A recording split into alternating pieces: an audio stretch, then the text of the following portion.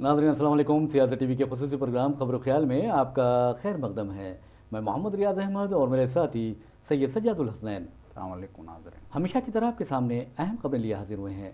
नाज़रीन, जैसा कि आप जानते हैं कि हम जो खबरें आपके सामने पेश करते हैं वो कल के अखबार की सुर्खियाँ बनती हैं। न सिर्फ सुर्खियाँ बनती हैं बल्कि उन खबरों को या गैर मामूली अंदाज में नशर करता है। इसी तरह सोशल मीडिया पर ये खबरें वायरल होती हैं। बहरहाल नाज़रीन, जहाँ तक खबरों का सवाल है, अब आप अंदाज़ा कर सकते हैं हमारे शहर हैदराबाद फरखंद बुनियाद के क्या हालात हैं। क्या पुलिस मुजरिमीन से मामूल वसूल करती है, रुश्वत खाती है? क्या पुलिस बेखुसूर लोगों को पीटती है, मारती है, उन पर लाठियाँ चलाती है? क्या पुलिस लोगों को जल्द से जल्द सुलाने के फिक्र में रात में इस कदर मसरूफ़ रहती है कि दिन में सोती है और दिन दहाड़े जिसके नतीजे में क़त्ल व गारतगिरी के वाक़यात पेश आते हैं? ये ऐसे सवाल हैं जिसका आपको बता दूं कि अकबरुद्दीन अवैसी ने असेंबली में जवाब दिया है। उन्होंने इल्ज़ाम आयद किया है हैदराबाद पुलिस पर। मैं समझता हूँ कि एक संगीन इल्ज़ाम है और इस सिलसिले में अक्सर लोग कहा करते थे, ताहम अकबरुद्दीन अवैसी ने बबांग दहल असेंबली में ये बात कही है और पुलिस पर इल्ज़ाम आयद किया है कि पुलिस यानी मामूल वसूल करती है, पुलिस को मामूल दिया जाता है। और पुलिस पर उन्होंने ये भी इल्ज़ाम आयद किया कि पुराने शहर और नए शहर के दरमियान वो इम्तियाज़ बरत रही है। पुराने शहर में व्यापारियों को तंग किया जा रहा है, होटल वालों को तंग किया जा रहा है, नौजवानों को तंग किया जा रहा है, यहाँ तक कि कॉल सेंटर से जो वापस आते हैं उन्हें भी मारपीट की जा रही है। जबकि आप नए शहर में देखेंगे, खास तौर पर बंजारा इसमें जहाँ पर कमिश्नर पुलिस का दफ्तर है, उसके सामने एक होटल है, होटल का भी उन्होंने नाम लिया है और उस होटल के मामले में उन्होंने कहा है कि ये रात देर खुली रहती है और वहाँ कोई कार्रवाई नहीं की जाती, वहाँ कोई लाठीचार्ज नहीं किया जाता, वहाँ पर कोई जुल्म व ज़्यादती नहीं की जाती। जबकि पुराने शहर में आवाम को जुल्म व ज़्यादती का निशाना बना रही है पुलिस। उन्होंने ये बात कही है। पुलिस पर उन्होंने इल्ज़ाम आयद किया कि पुलिस रात तमाम लोगों को सुलाने में मसरूफ़ है और दिन में वो खुद सोती है। नतीजे में दिन दहाड़े कत्ल की वारदातें पेश आ रही है। उन्होंने कमिश्नर पुलिस पर भी तनकीद की और यहाँ तक कह दिया है कि पुराने शहर में पुलिस मज़ालिम के खिलाफ वो अदालत में मफाद आमा के तहत एक दरख्वास्त दाखिल करेंगे। इस तरह का खिताब उनका रहा है। तो बहरहाल जो सवालात अकबरुद्दीन अवैसी ने पुलिस के खिलाफ उठाए हैं उसके जवाबात के बारे में हम चलते हैं सज्जाद साहब के पास। जी रियाज साहब, आज जो है जैसे कि हमने देखा कि बजट पे मुबाहिस का सिलसिला जारी है तेलंगाना असम्बली में, और जो बजट पेश किया गया था हाल ही में उस पर जो है मुसलसिल गुज़िश्ता 2 दिन से हमने देखा कि जो है अपोजिशन कायदीन ख़ास तौर पे जो है हरीश राव की भी हमने लंबी चौड़ी तकरीर सुनी जिसमें उन्होंने बजट को तनकीद का निशाना बनाया था। फिर उसके बाद हम अकबर अवैसी का भी जो है लंबा चौड़ा बयान सुन रहे हैं। गुज़िश्ता रोज़ भी उन्होंने जो है काफ़ी तवील तकरीर की थी जिसमें उन्होंने जो है मुख्तलिफ़ मसाइल उठाए थे। ओल्ड सिटी में जो है मेट्रो ट्रेन का मसला उठाया था और फिर मूसा नदी की जो है प्रोजेक्ट की तरक्की का मसला उठाया था और फिर जो है पुराने शहर की तरक्की का मसला उठाया था। बहरहाल उसी सिलसिले के कड़ी के तौर पे आज भी अकबरुद्दीन अवैसी ने असम्बली में जो है तकरीर करते हुए पुलिस के मज़ालिम को मौजू बनाया है आज के जो है तकरीर में।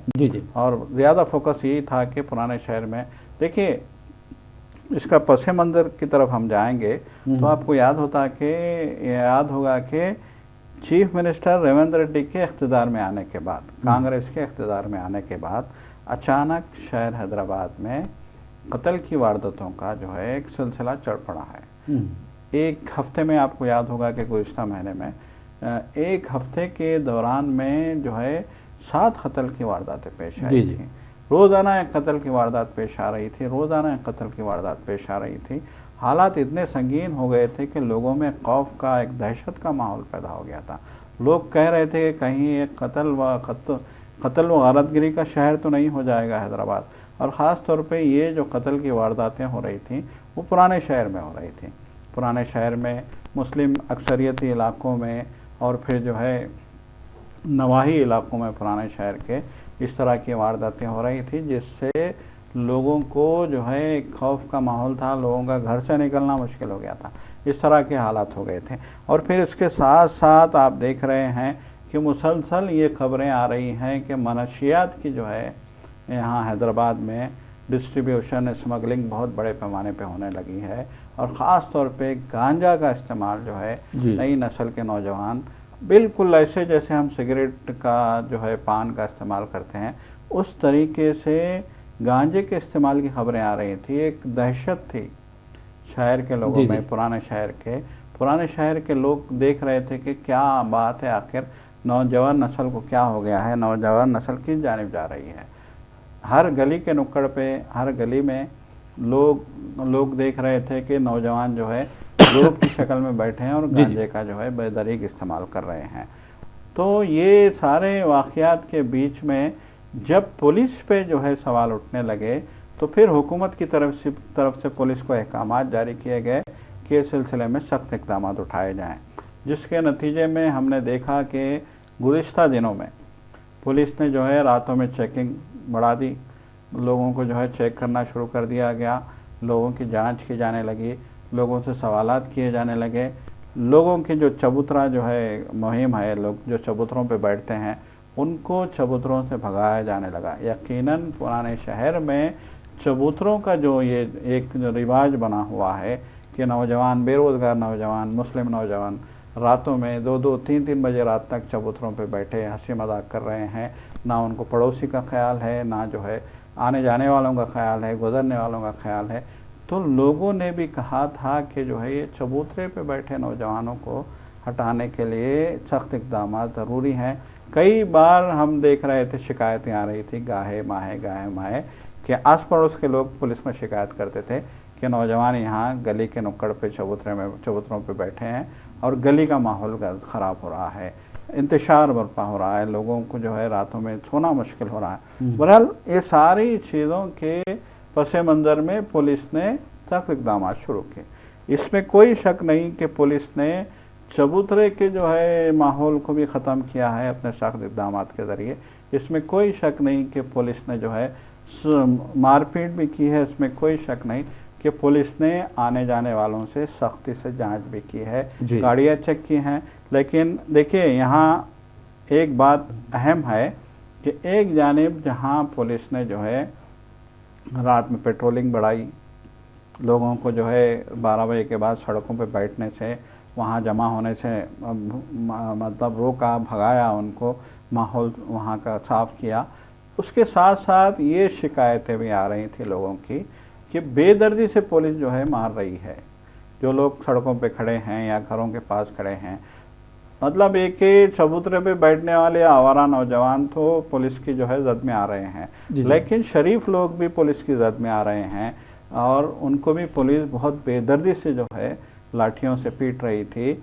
ये खबरें क्या वीडियोस हमने देखी हैं। बिल्कुल। और फिर लोगों ने कहा कि जो लोग रातों में ड्यूटी करके आते हैं दुकानों से या फिर जो है वो जो हाईटेक सिटी में काम करते हैं या फिर कॉल सेंटर्स में काम करते हैं या फिर जो है आजकल MNCs में जो है रातों में ड्यूटी करने का जो है जो रिवाज चल रहा है, तो वहाँ से लोग आते हैं। या फिर कुछ लोग जो है अपने ज़रूरी कामों से आते हैं, कोई अस्पताल से आ रहा है, कोई कहीं से आ रहा है, तो उनके साथ भी नारवा सलूक किया गया, उनके साथ भी जो है बदतमीज़ी की गई, उनको भी पीटा गया और उनसे भी कहा गया कि रातों में आप नहीं घूमोगे। और देखिए एक शिकायत अपनी जगह है कि ये सिर्फ़ और सिर्फ ओल्ड सिटी में हुआ है। अगर आपको करना था तो पूरे शहर में आपको करना चाहिए था। आप दिलसुख नगर पे भी करते, एलबी नगर पे भी करते, आप टोली चौकी पे भी करते, आप जो है बंजारा हिल पे भी करते, आप अमीरपेट पे भी करते, आप जो है पेट बशीराबाद पे भी करते, आप निज़ाम पेट पे भी करते, आप जो है कुकटपल्ली हाउसिंग बोर्ड कॉलोनी के पास भी करते। हर शहर के हर नुक्कड़ पे, हर चप्पे में, हर इलाके में आपको ये करना चाहिए था, लेकिन आपने जानिबदारी का सबूत दिया। ओल्ड सिटी में आपने जो है सख्तियाँ बरती, तो जाहिरी बात है जब आप जानिबदारी आपकी तरफ से दिखाई जाएगी तो सवाल तो उठेंगे ही, और यही सवाल अकबर अवैसी ने असेंबली में उठाए हैं। बहरहाल नाज़रीन, आपको बता दूं, जहां तक असेंबली का सवाल है, असेंबली में आपने देखा कि किस तरह अकबर अवैसी ने कल भी बात की और आज भी बात की है, और जिस अंदाज में वो बात कर रहे हैं, ख़ासतौर पर जहां तक पुलिस का सवाल है, पुलिस ने वाज़ेह तौर पर ये ऐलान किया है, नो मोर फ्रेंडली पुलिस।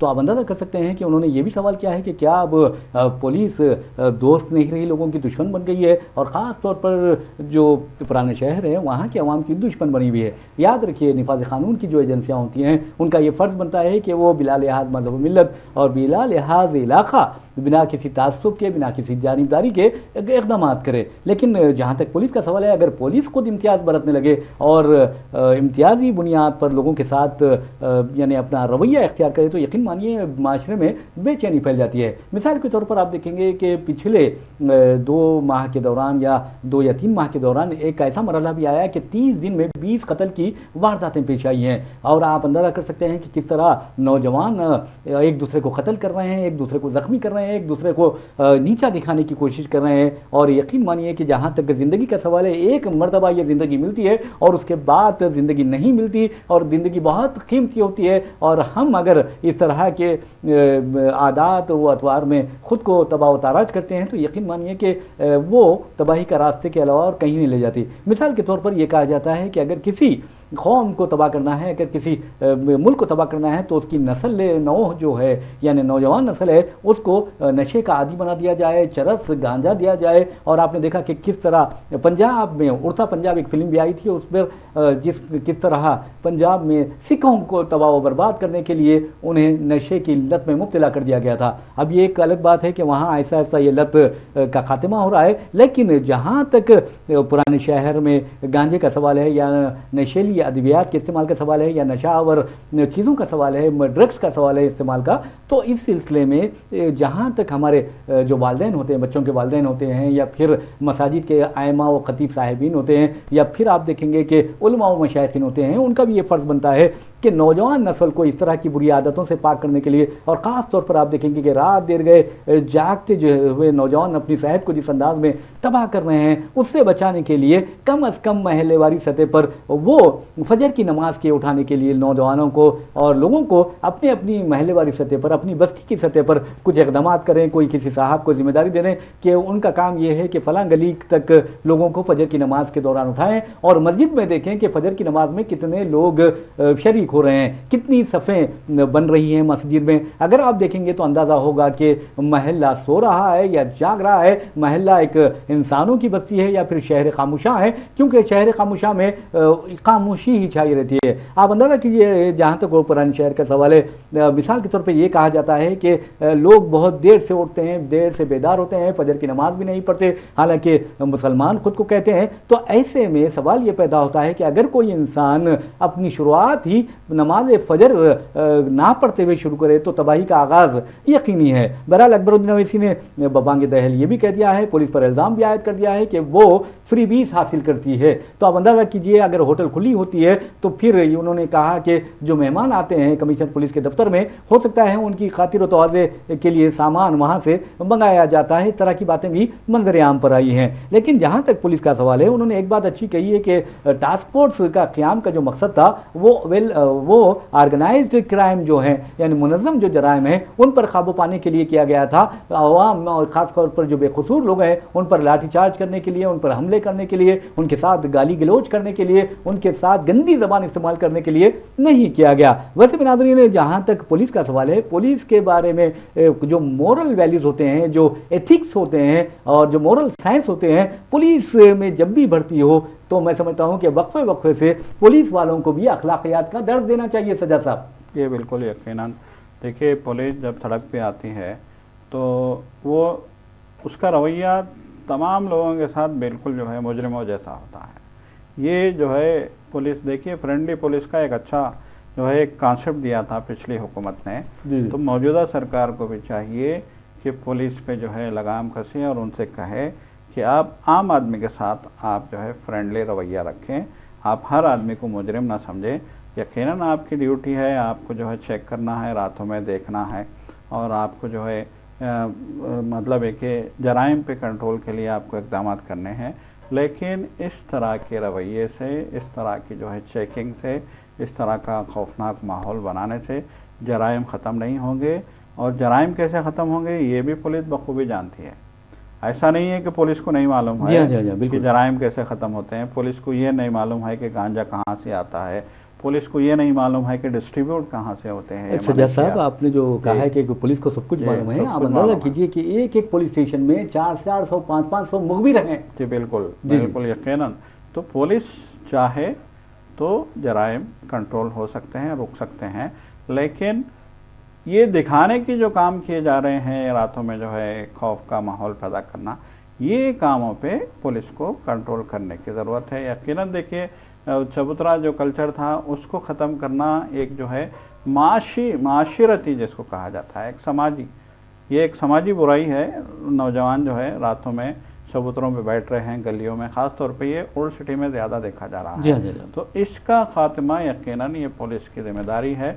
लेकिन जराइम पे कंट्रोल के बहाने से जिस तरह से हर शख्स के साथ रातों में 12 बजे के बाद अगर कोई कहीं से आ रहा है तो उसको गाड़ी रोक के उसकी तलाशी लेना और उसके साथ जो है बदतमीजी करना, ये पुलिस का रवैया नहीं है। पुलिस को ऐसे रवैये को तर्क करना होगा। वैसे भी नाज़रीन आपको बताऊं कि जहाँ तक पुलिस का सवाल है, हज़रत पुलिस के बारे में कहा जाता है कि जो ज़बान इस्तेमाल की जाती है पुलिस की जानिब से वो बहुत तकलीफ़दा होती है। ख़ास तौर पर आपको सवाल ये पैदा होता है कि आपको किसने हक़ दिया कि आप किसी शहरी को गाली दें, मुग़ल्लिज़ात बकें उसके ख़िलाफ़ और गंदी गंदी गालियाँ दें। अब आप कीजिए, देखिए हालिया अरसे के दौरान एक वीडियो वायरल भी हुआ था जिसमें 2 पुलिस वालों को बताया गया था कि वो किस तरह एक ड्राइवर को माँ बहन की गालियाँ दे रहे हैं। अब अंदाज़ा लगाइए कि एक गैरतमंद शहरी किस तरह बर्दाश्त करेगा कि वो कोई उसकी माँ बहन को गाली दे। अगर वो उल्टा कर गाली देता है तो फिर क्या वो जुर्म कहलाएगा? ये भी एक सोचने वाली बात है। और यकीन मानिए अगर आप किसी को आज का दौर ऐसा आ गया है कि अगर आप किसी को गाली देंगे तो जवाब में ज़बरदस्त गाली आपको मिलेगी, और आप अगर किसी पर हमला करेंगे तो वो भी हमला करेगा। तो ये जो हालात पैदा होंगे वो माशरे को तशद्दुद की तरफ ले जाएगा, बेचैनी की तरफ ले जाएगा। इस सिलसिले में जहाँ तक मैं समझता हूँ कि मोरल वैल्यूज़ का सवाल है और एथिक्स का सवाल है, उसका ख्याल रखना बहुत ज़रूरी है। वैसे भी नाज़रीन अब ऐसा लगता है कि कमिश्नर पुलिस हैदराबाद का तबादला कुछ के इम्कानात भी नज़र आ रहे हैं। इस तरह के जो मसाइल पैदा किए जा रहे हैं या फिर मसाइल उठाए जा रहे हैं, उससे तो यही लगता है कि कमिश्नर पुलिस हैदराबाद के अनकरीब तबादला होने वाला है, ये आसार दिखाई देते हैं। तो बहरहाल ये तो रही हैदराबाद की बात। और नाज़रीन आपको बता दूं कि जहाँ तक हैदराबाद के बारे में आपको यानी सीसीएस क्या जब जिक्र आता है या दूसरे पुलिस के महकमों यानी दूसरे शोबों का जिक्र आता है तो उनके बारे में कहा जाता है कि उनकी कारकर्दगी बहुत अच्छी होती है। लेकिन अब ऐसा लगता है कि जो हैदराबाद में चीफ सेक्रेटरी रहे तेलंगाना हुकूमत के सोमेश कुमार, उनके खिलाफ हैदराबाद पुलिस की सीसीएस ने एक मुकदमा दर्ज कर लिया। और मुकदमा इस सिलसिले में दर्ज किया क्योंकि कमर्शियल टैक्स डिपार्टमेंट के तहत जो जीएसटी में यानी बदगुमानियों का वो क्या इर्तिकाब किया गया और 1000 करोड़ रुपए की धोखाधड़ी से मुतालिक ये केस है। उनके खिलाफ ही नहीं बल्कि कमर्शियल टैक्स डिपार्टमेंट के दीगर 2 अहदेदारों के खिलाफ भी केस दर्ज किया गया। तो सज्जाद साहब आप क्या समझते हैं कि अब जो केसीआर के दौरे हुकूमत में चीफ सेक्रेटरी रहे या फिर आला उहदों पर फायद रहे और केसीआर के या हुकूमत के इशारों पर उन्होंने इक़दाम किए, उनकी बारी आ गई है? देखिए अब हम ये तो नहीं कह सकते, लेकिन यकीनन अगर जो है कार्रवाइयाँ होती हैं तो फिर आज का ऐसा माहौल हो गया, आपने भी देखा है कि ना चीफ मिनिस्टर बचता है ना जो है चीफ मिनिस्टर के करीबी बचते हैं। ये तो हमने देख लिया, मिसाल है हमारे सामने दहली शराब जो है मामले में चीफ मिनिस्टर की दुख्तर खुद जो है जेल में है, 4-5 महीनों से जेल में है। चीफ मिनिस्टर खुद दिल्ली के जेल में है, डिप्टी चीफ मिनिस्टर दिल्ली के जेल में है, और जो है और भी बहुत सारे लोगों के खिलाफ चार्जशीट दाखिल की गई है सीबीआई की जानिब से।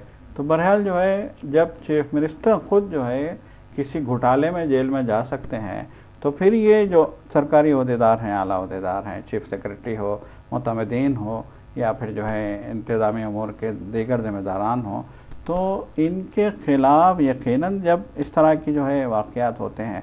अब देखिए अब जीएसटी में कुर्द-बुर्द 1000 करोड़ रुपए की जो है धांधली का मामला सामने आया है और फिर जो है बाज़ाब्ता जो है इंक्वायरी भी हो रही है, कार्रवाई भी हो रही है। तो यकीनन सोमेश कुमार जो है उस ज़माने में जो चीफ सेक्रेटरी रहे हैं और जो है कहा जाता है कि वो केसीआर के करीबी आदमी भी थे। बहरहाल जो कुछ भी हो तो जब चीफ मिनिस्टर जेल में जा सकते हैं तो फिर हम आला अहदेदारों के बारे में हम ये नहीं कह सकते कि वो इस दायरे से जो है बाहर हैं।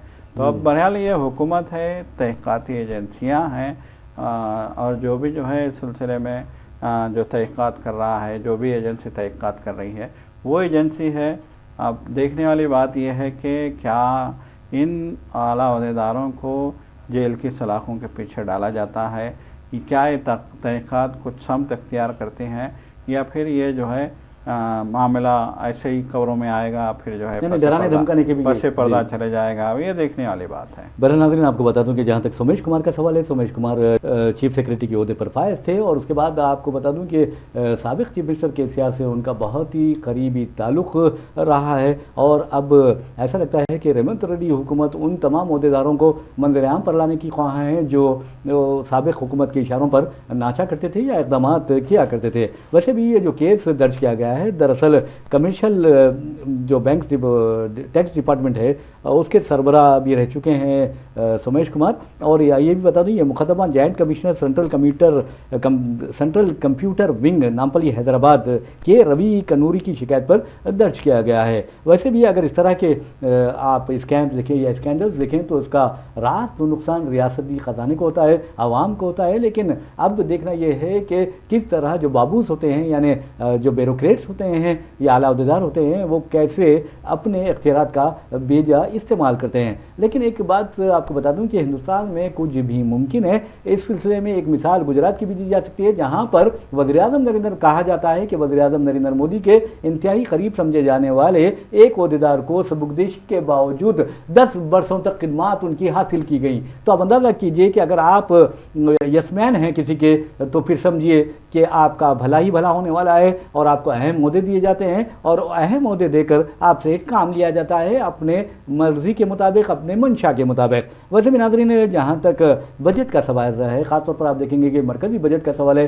बजट जब भी तैयार किया जाता है तो उसकी एक रिवायत रहती है कि वहाँ पर मीठा या हलवा भी तैयार किया जाता है। रिवायत ही है ये, और ये रस्म भी है कि बजट पेश करने से पहले हलवा तैयार किया जाता है, और उस मौके पर जो अहम ओहदेदार बजट तैयार करते हैं वो मौजूद रहते हैं। फिर मरकज़ी वज़ीर फ़ाइनांस मौजूद रहती हैं, और उनके साथ साथ दूसरे उनके जो डिप्टी हैं, नायब हैं, वो भी मौजूद रहते हैं। तो ये जो हलवा खाया जाता है बजट की खुशी में खाया जाता है। लेकिन राहुल गांधी ने कहा कि बजट के हलवे ने यानी देश का हलवा बिक रहा है, इस तरह की बात उन्होंने कही है। और उन्होंने ये तंज करते हुए कहा है, और कहा कि ख़ास तौर पर आप अंदाज़ा कीजिए किस तरह आलाज़ाद का यानी गलबा है हर सतह पर, उससे का अंदाज़ा राहुल गांधी के पार्लियामेंट में की गई तकरीर से लगाया जा सकता है। जब ये हलवा तैयार किया जाता है और हलवा खाया जाता है, दूसरों को पेश किया जाता है, तो उस मौके पर बजट तैयार करने वाले जो ओहदेदार वहाँ पर मौजूद रहते हैं।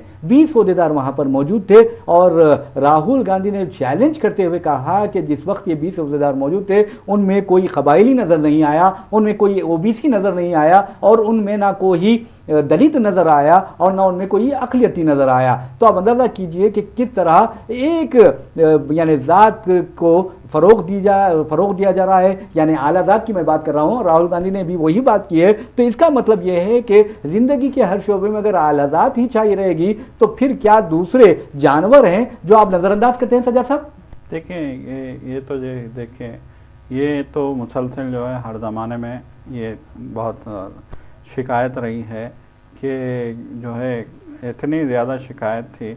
छूत छात का मसला तो यकीनन आपको मालूम है होगा कि यहाँ तक कि महात्मा गांधी को भी ये कहना पड़ा था कि जो है छूत छात जुर्म है, छूत छात नहीं करनी चाहिए, बाज़ाब्ता जो है उन्होंने एक नारा दिया था। तो अब जो अभी हम देख रहे हैं मोदी सरकार के इक़्तिदार में आने के बाद फिर से जो है इस कल्चर को फ़रोग़ दिया जा रहा है गैर महसूस तौर पर, ऐसा दिख रहा है। तो यकीनन राहुल गांधी ने इसी जाए में तवज्जो दिलाई है, और उन्होंने साफ तौर पे कहा है कि बजट का हलवा बना दिया गया है। जी हाँ, आपने जो है देश का हलवा बिक रहा है। बिल्कुल, आपने जो हलवा बजट का बनाया तो देश का हलवा बना दिया आपने, वो हलवा खा के देश का हलवा बना दिया। तो उन्होंने साफ तौर पे कहा कि बजट जो पेश किया गया वो ना सिर्फ जो है जानिबदार था, बल्कि उसमें तफरका भी पैदा किया। कितनी अफसोस की बात है। उसमें इलाका वारियत भी उसमें नज़र आई, उसमें जो है जानिबदारी खुल के नज़र आई, उसमें तफरका नज़र आया, उसमें कौमी एकजहती का जो है शिरादा बिखरता नज़र आया, उसमें आइन का शिरादा बिखरता नज़र आया। यकीनन जब से सीए लागू हुआ है, आप देख रहे हैं कि जिस तरीके से जानिबदारी का मुजाहरा किया गया, उस वक्त से ही लोगों में इस मुल्क की एक बेचैनी है कि किस नौइयत का, देखिए इलेक्शन भी जो गया आप जानते ही हैं कि आइन के खतरे का जो है मेन इशू बनाया गया था। इंडिया इत्तेहाद ने कहा था कि आइन को ख़तरा है, आइन को दरपेश ख़तरात की बुनियाद पे इलेक्शन लड़ा गया। उसके बाद जब अपोजिशन कायदीन हलफ लेने के लिए पहुँचे थे पार्लियामेंट में, तो आपने देखा कि उन्होंने अपने साथ जो है आइन की किताब भी जो है ले गए थे पार्लियामेंट में हलफ बर्दारी तकरीब में। खुद राहुल गांधी ने बाज़ाब्ता आइन की किताब जो है शो करते हुए जो है अपने ओहदे का हलफ लिया था। तो बहरहाल जो कुछ भी हो, तो इस बजट के बारे में भी ये कहा जा रहा है कि इसमें आइन की खिलाफ वर्जियाँ की गई हैं, जानिबदारी का मुजाहरा किया गया है, और जो है खुल के कहा गया है कि इसमें तफरका नज़र आता है। इसमें जो है एक तरीके से आपने जैसा ये कहा कि आपने तो सिर्फ एक हलवे का जो है हवाला दिया कि हलवा खाने के लिए जो लोग पहुंचे थे वो उसमें कोई भी जो है दलित नहीं था, कोई भी बैकवर्ड नहीं था, कोई भी मुसलमान नहीं था, कोई भी अक़लियत से ताल्लुक़ रखने वाला नहीं था, बल्कि सभी जो है आला ज़ात के लोग थे। बहरहाल जो कुछ भी हो, इस बात से इनकार नहीं किया जा सकता कि मोदी सरकार जो है जो कुछ भी कर रही है उसकी वजह से शुकुक शुबहात का बढ़ना जो है लाजमी हो गया है, और शुकुक शुबहात मुसलसल बढ़ रहे हैं। और आज की राहुल गांधी की जो तकरीर थी उसमें भी ये चीज़ें खुल के जो है सामने आई हैं। नाज़रीन, एक बात ज़रूर है कि राहुल गांधी जिस अंदाज़ में यानी जारहाना अंदाज में मोदी हुकूमत को तनकीद का निशाना बना रहे हैं, ऐसा लगता है कि मोदी से लेकर तमाम के तमाम बीजेपी कायदीन परेशान हैं। और ख़ास तौर पर आप देखेंगे कि मोदी के बारे में ये कहा जा रहा है कि वो राहुल का सामना करने से घबरा रहे हैं। वैसे भी नाज़रीन, जहाँ तक राहुल गांधी का सवाल है, राहुल गांधी ने एक बात अच्छी कही, और ख़ास तौर पर आपने देखा कि जब भी वो आ रहे हैं कोई ना कोई पोस्टर उनके हाथ में होता है, लेकिन स्पीकर ओम बिरला परेशान है और उन्होंने इंतहाई बरहमी के अंदाज में राहुल गांधी से कहा कि आप ऐवान में पोस्टर्स नहीं ला सकते। आपने देखा कि किस अंदाज में पहली तकरीर में बहैसियत कायद अपोजिशन उन्होंने बीजेपी वालों को परेशान कर दिया था, और जिस अंदाज में वो अपने हाथ में एक हिंदू भगवान की तस्वीर लिए आए थे, उसके बाद उन्होंने चैलेंज कर दिया था कि अगर आप में दम है तो फिर ये तस्वीर हटा कर देखो। तो बीजेपी वाले तलमला कर रह गए थे। तो ऐसे में राहुल गांधी बहुत ही जारहाना अंदाज में जा रहे हैं और बीजेपी को उसके ही हथियार से जख्मी कर रहे हैं, उसके हथियार से मार रहे हैं। लेकिन एक और खबर की जानिब चलते हैं नाजरीन। जहाँ तक बजट का सवाल है, जैसा कि हमने कहा, राहुल गांधी ने भी कहा है कि ये इसमें इम्तियाज़ बढ़ता गया है, तो असदुद्दीन ओवैसी का भी यही इल्ज़ाम है कि अक़लियतों के साथ, खासतौर पर मुसलमानों के साथ बहुत ज़्यादा इम्तियाज़ बढ़ता गया है, तासुब बढ़ती गई है, जानिबदारी बढ़ती गई है। और पता नहीं मोदी हुकूमत आखिर मुसलमानों के साथ क्यों नफरत का रवैया रवा रखी हुई है। ये असदुद्दीन ओवैसी ने सवाल किया और कहा कि मोदी को, बीजेपी हुकूमत को मुसलमानों के तय जो नफरत है उससे ज़रूर जल्द से जल्द निजात हासिल कर लेनी चाहिए, क्योंकि ये मुल्क के लिए अच्छी बात नहीं है। इसके अलावा उन्होंने ये भी कहा, ये भी सवाल किया, क्या मुसलमानों में ख़वातीन नहीं है, क्या मुसलमानों में गरीब नहीं है, क्या मुसलमानों में किसान नहीं है, क्या मुसलमानों में बेरोज़गार नहीं है, मुसलमानों में नौजवान नहीं है। ये सवाल करते हुए कहा कि फिर आखिर 17 करोड़ मुसलमानों को हुकूमत ने बजट में क्यों नज़रअंदाज कर दिया, उनके साथ क्यों तासुब बढ़ता, ये सवाल असदुद्दीन ओवैसी ने उठाया है। और उन्होंने कहा कि मुल्क की तकदीर के फैसले मुसलमानों के बगैर मुकम्मिल नहीं हो सकते, जबकि अक़लियतों की तादाद जो है वो 17 करोड़ है, यानी मुसलमानों की तादाद 17 करोड़ है, और 17 करोड़ मुसलमानों को नज़रअंदाज करके हुकूमत अब आगे नहीं बढ़ सकती, मुल्क आगे नहीं बढ़ सकता, मुल्क आगे तरक्की नहीं कर सकता। उन्होंने ये बात कही है। तो सज्जा साहब, आप ये बताइए कि उन्होंने ये भी कहा कि स्कॉलरशिप की रकम भी मोदी हुकूमत ने कम कर दी है, जबकि यही वो असदुद्दीन ओवैसी थे जिन्होंने बबांग दहल ये कहा था कि हमारे को हज सब्सिडी ना दी जाए, बल्कि हमारे जो बच्चियां हैं उनकी तालीम के लिए रकम फराहम की जाए। लेकिन आप देखेंगे कि हज सब्सिडी भी ख़त्म हो गई और स्कॉलरशिप थे वो भी हटा दिए गए। जी बिल्कुल, देखिए गुज़िश्ता हुकूमत ने, मोदी सरकार ने, जब स्मृति ईरानी जो है अक़लियती उमूर की वज़ीर थी, एक झटके में जो है मुसलमानों की जितने स्कॉलरशिप थे, मुसलमान बच्चियों को, मुसलमान बच्चों को, जो भी जो है यूनिवर्सिटी लेवल पे, स्कूल लेवल पे जो स्कॉलरशिप्स मिलते थे, एक झटके में वो सारी स्कॉलरशिप बंद कर दी गई और कहा गया कि हम जो है अलग से अक़लियत को स्कॉलरशिप, जबकि अक़लियत का बजट होता है, बिल्कुल बिल्कुल अक़लियती तबके की तरक्की के लिए बाज़ाब्ता बजट मख्तस किया जाता है, तो अक़लियती बजट तक मख्तस करने की जो है ज़हमत गवारा नहीं कर रही है। मुसलसल बजट कम किया जा रहा है, मुसलसल मुसलमानों को टारगेट किया जा रहा है, मुसलसल बेनिफिट्स मुसलमानों के ख़त्म किए जा रहे हैं और किसी न किसी बहाने से जो है ज़क पहुँचाई जा रही है। यकीनन जो है ये एक तशवीश का मामला है, ये तशवीश की बात है।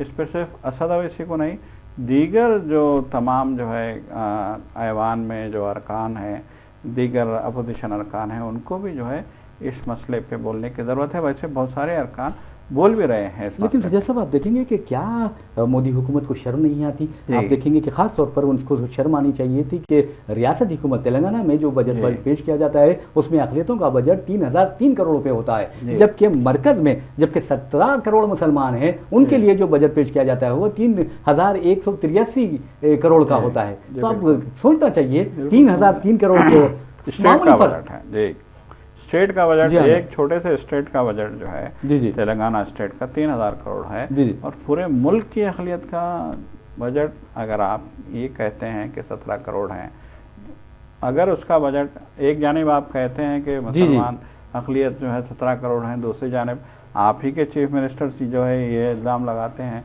कि 40% आबादी असम में मुसलमानों की है।